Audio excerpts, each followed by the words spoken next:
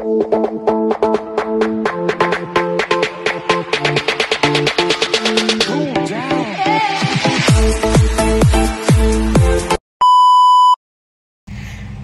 guys! Ito pala ang aming mga ihanda para sa aming steamboat, para sa aming reunions dinner mamayang gabi.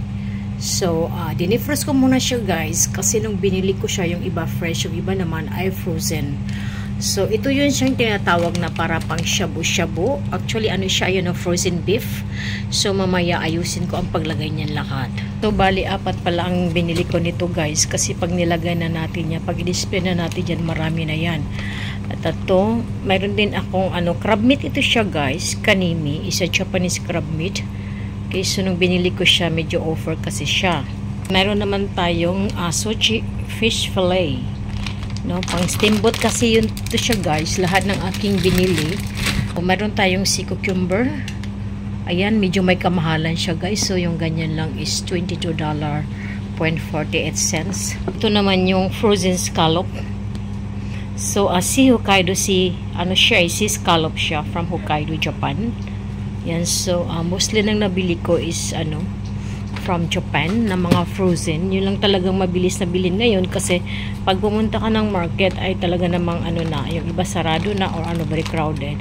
Tsaka ito naman yung pink prawn. Ayan, pink prawn yun siya guys. Mas matamis kasi ang yung pink prawn na i-steamboat natin. So another one na na sea cucumber. Ayan. Ito naman ang tinatawag na fishball with fish raw filling.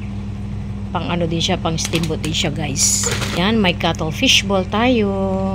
Ito rin, steamboat choice. Mix siya sa loob guys.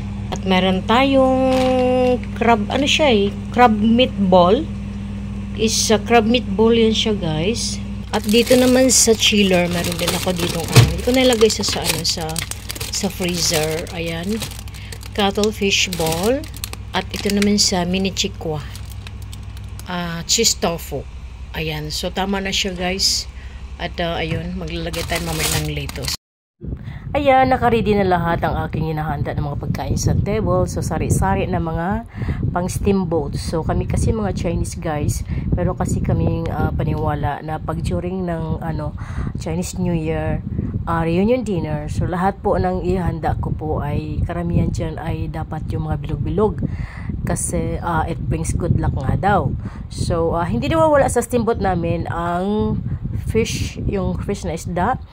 Tapos meron tayong scallop dyan. So ganun lang, simple lang aming handaan sa aming reunion dinner dahil kami lang namang 5 aking mga anak at ang aking daughter-in-law.